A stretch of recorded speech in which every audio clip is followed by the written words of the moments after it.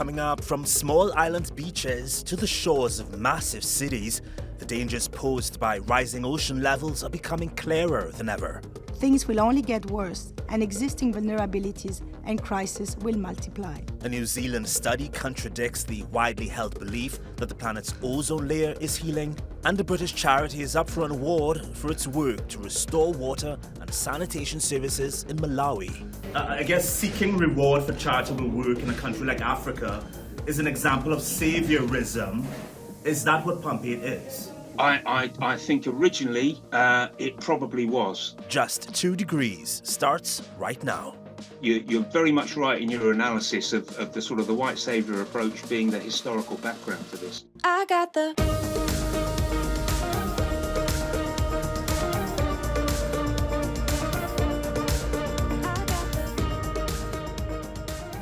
Sea level rise is a scary but abstract concept, with few of us truly understanding what's causing it, exactly how it works, and where. Humans have always had a love affair with the ocean, but slowly the tides we love are turning against us. Around the world, we see not only accelerating temperatures, we see an acceleration in sea levels rising. Experts say the biggest cause is man-made global warming. Our greenhouse gases trap more heat in the atmosphere. The ocean absorbs 90%. The more we produce, the more it absorbs, the more it warms. And this pushes global average sea levels up in 2 major ways. 1, water expands as it heats, thus expanding the ocean. The UN says this causes 50% of sea level rise. 2, glaciers and ice sheets are melting, causing an additional 42%. A third, much smaller factor is subsidence, or the sinking of the Earth's surface along coastal areas.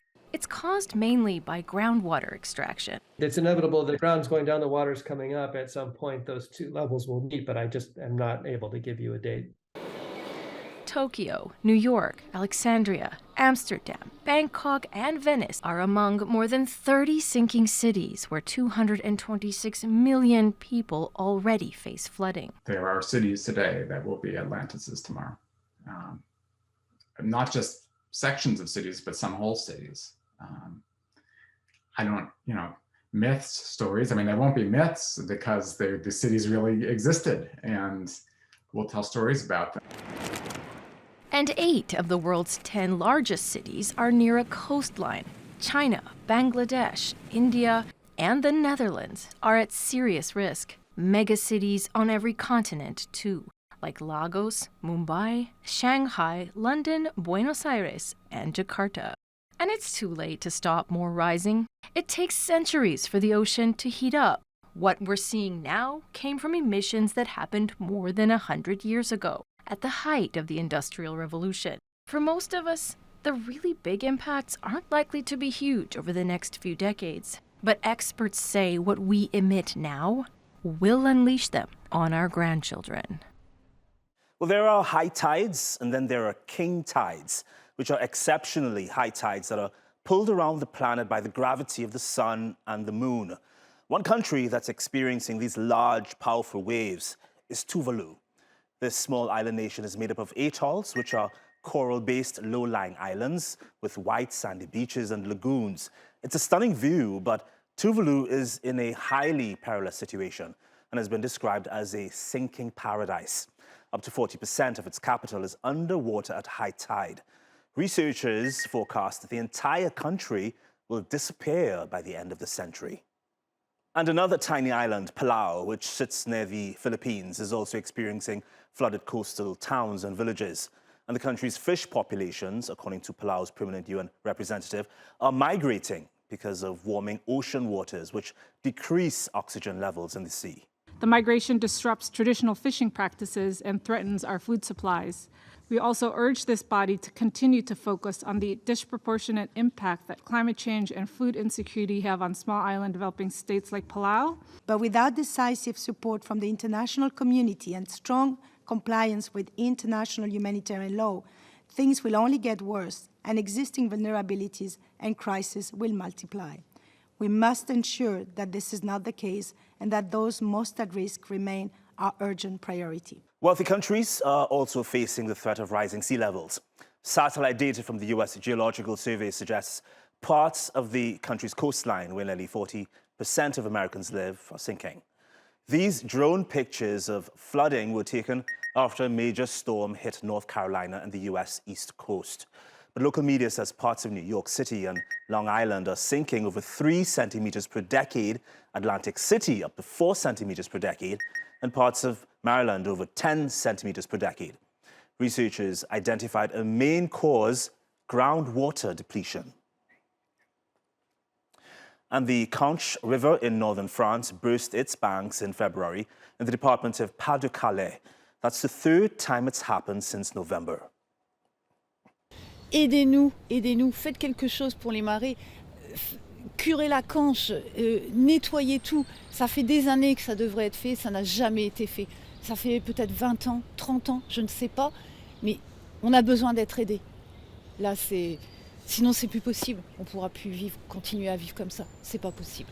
En fait, on est blasé, on garde le sourire pour éviter de s'effondrer, tout simplement. Donc ouais, c'est vrai, on a peut-être cette force-là. On se sent un peu, dans les marais, on se sent un peu oublié. On se sent un peu oublié par la population de Brimeux, non, mais par rapport à l'extérieur, oui. Quand on dit oui, on a été inondé, vous avez été où, les marais? Pour les gens, c'est normal. Alors que non, c'est pas normal. Well, we haven't talked much about Malawi since Cyclone Freddy caused agricultural damage on the East African country and forced 500,000 people to leave their homes because of the flooding and landslides.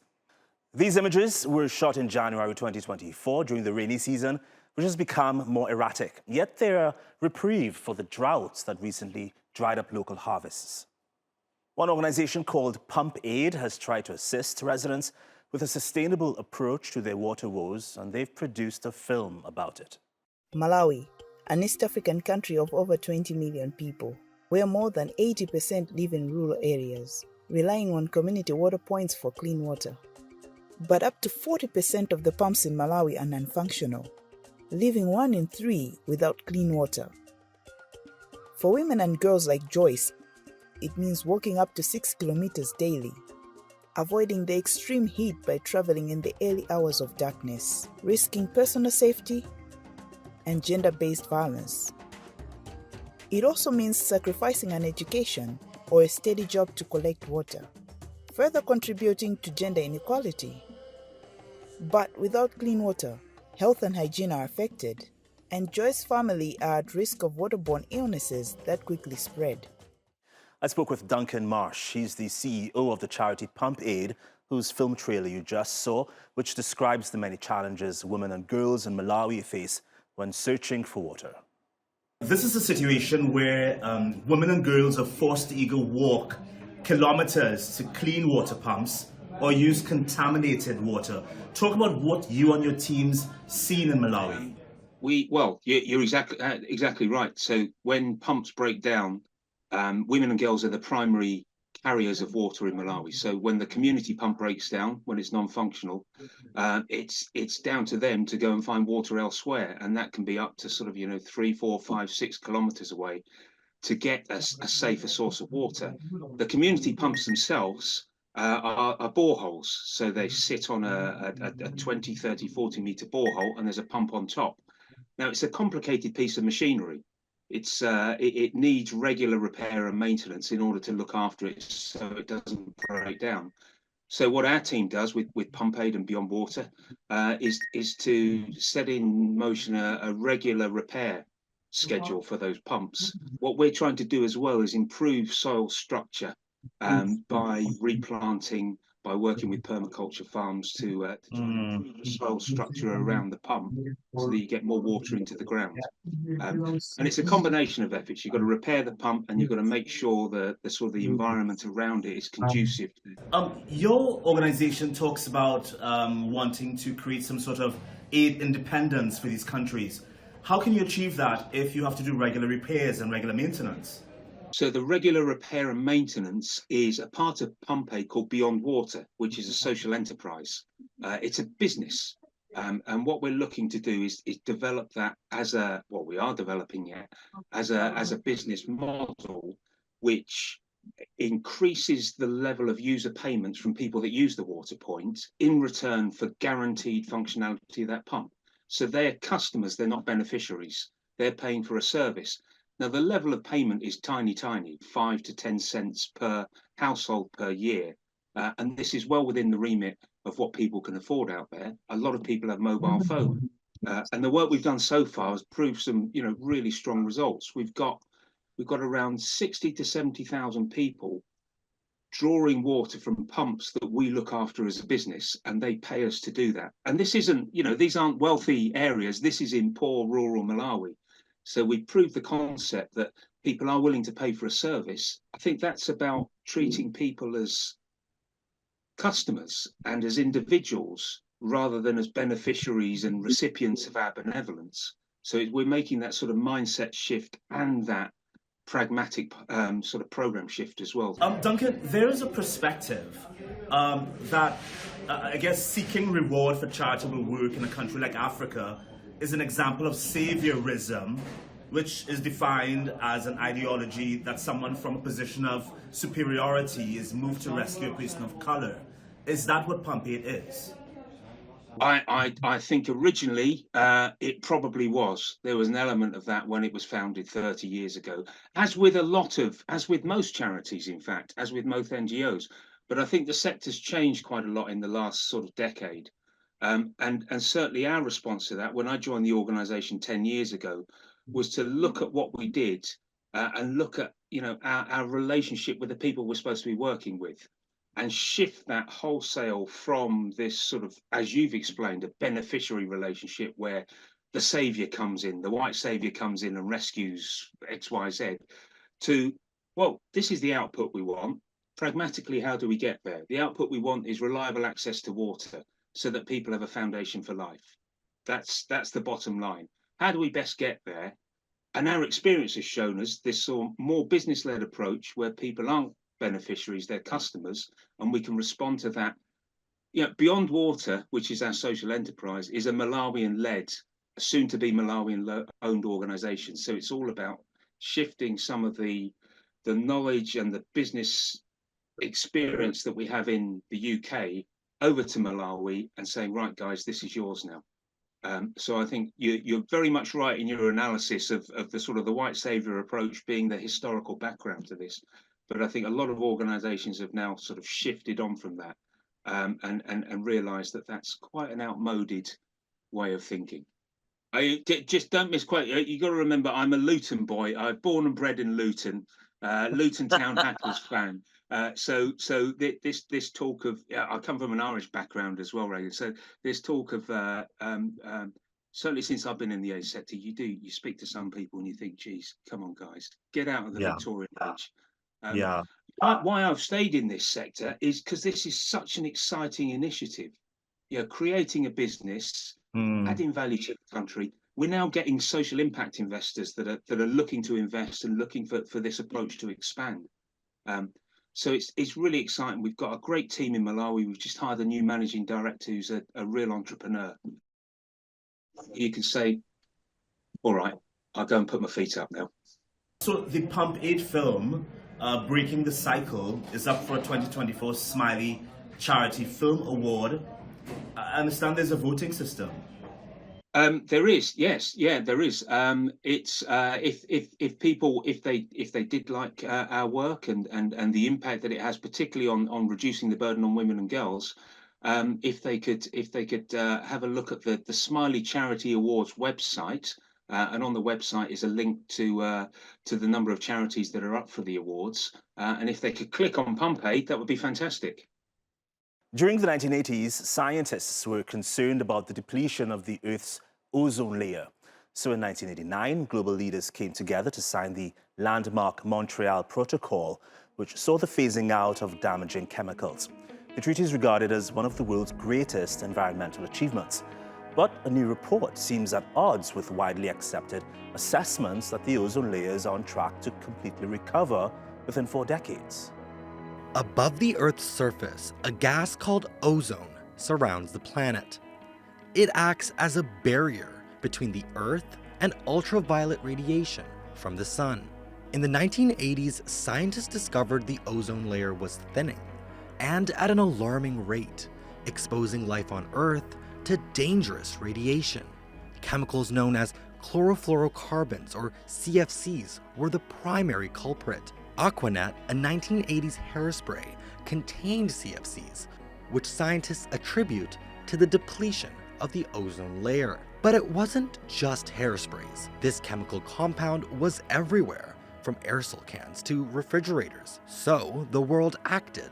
In 1989, 200 countries banned the use of ozone-depleting substances. Fast forward to today, new UN data shows 99% of ozone-destroying elements have been phased out, underscoring a hopeful environmental story. But a paper published in November by scientists in New Zealand cast doubt on that progress. The report suggests it may not be recovering at all, and that the hole may even be expanding. In 2023, it was over 26 million kilometers, nearly twice the area of Antarctica. The report says ozone levels have reduced by 26% since 2004 at the core of the hole in the Antarctic springtime. In a statement, the authors explained that while the Montreal Protocol significantly improved the situation through banning CFCs, the hole is one of the largest on record over the past 3 years. They go on to say that large ozone holes may not be caused just by CFCs, but are also linked to changes in atmospheric dynamics. But some scientists are skeptical about the study's findings, which they say rely too much on ozone holes observed in 2020 to 2022, and use only 20 years to make conclusions about the long-term health of the ozone layer. Others cite the 2019 Australian bushfires and the Hunga Tunga volcanic eruption in January 2022 that released plumes of water vapor into the stratosphere, linking it to that year's substantial ozone depletion. Another explanation is the general relationship between the polar stratosphere and the El Niño Southern Oscillation, which causes widespread climatic impacts in the stratosphere. Carbon offsetting has divided experts. Companies and countries hoping to reduce their carbon footprint are purchasing carbon credits to cancel their environmental debts. Critics claim this is greenwashing, but supporters say it's a net zero necessity. As the climate emergency worsens, pressure is mounting on companies and countries to up their game, and the demand for carbon credits has skyrocketed.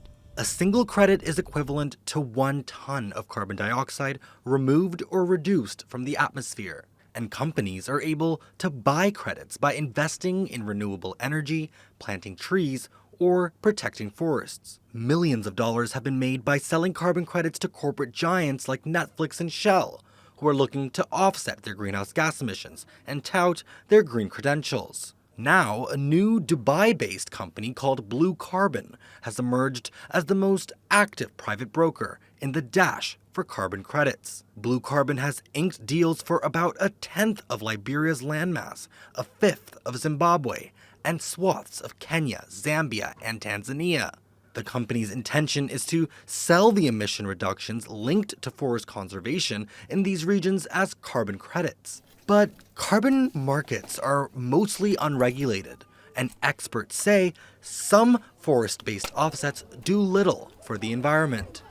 Carbon dioxide removal from the atmosphere, either via nature-based solutions such as forest growth or direct air capture, also has its limits. For example, forests and soils do not capture carbon indefinitely, but are saturated after a few decades. Critics say these are false solutions to the climate crisis that embolden wealthy nations and large corporations to continue polluting the world. What is happening with carbon credit schemes is that polluters are now shifting responsibility. When they should be cutting emissions, when they should be stopping those destructive activities that they are doing, they are shifting this to victims, to developing countries, and continuing to pollute. So this is not a solution. What it does is it allows polluters to continue polluting.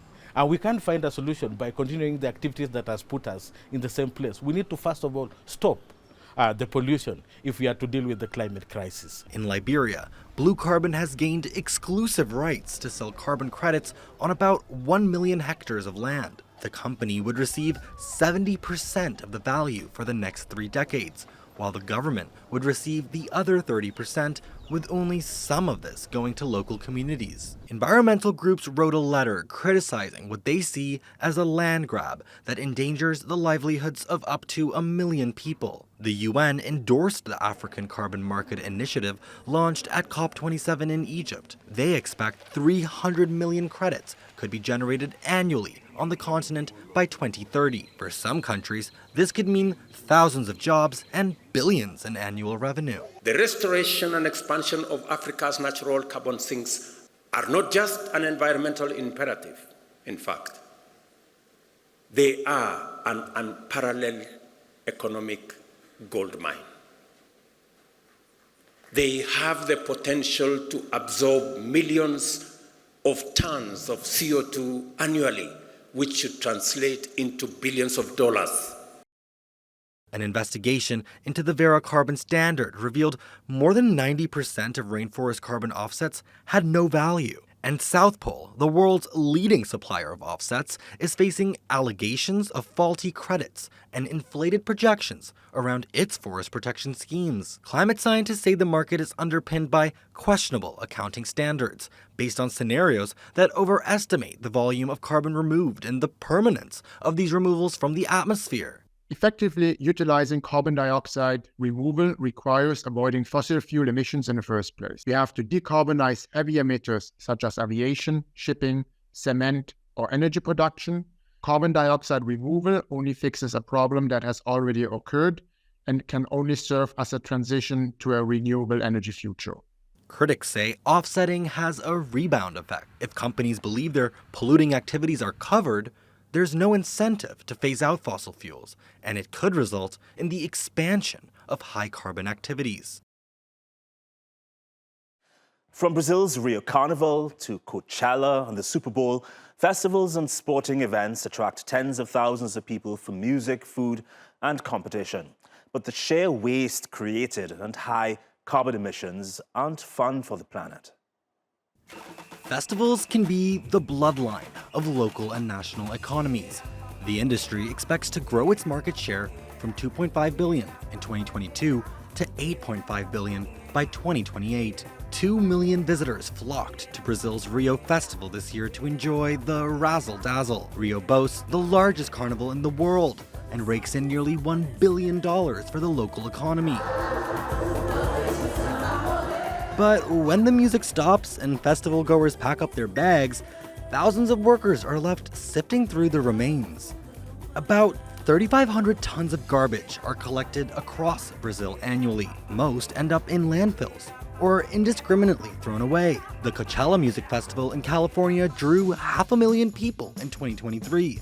Held over 2 weeks, attendees produced 107 tons worth of empty beer cans, water bottles, and food each day. Organizers say only 20% of the waste was recovered, as festival goers didn't make use of the recycling bins. 100,000 revelers at the UK's Reading Festival in August left a trail of abandoned tents and litter by the end of the 3-day event. Reading is one of the many British events in which a whopping 23,500 tons of waste are produced annually. 2/3 are funneled to landfills. In the United States, trash talk takes on a whole new meaning at sporting events. A typical NFL game generates 30 to 40 tons of solid waste. A Super Bowl tournament produces double that amount. But some are keen to lower their carbon footprint and are creating cleaner and more sustainable experiences. The 2024 Super Bowl was powered entirely by solar energy, a historic green milestone. European festivals aim to cut their planetary warming activities by 55% by 2030. And famous events such as the UK's Glastonbury and Shambhala already promote plant-based vendors and recycling. Experts say sustainability at festivals is no longer a niche interest, and there are now more environmental obligations on festival organizers to abide by.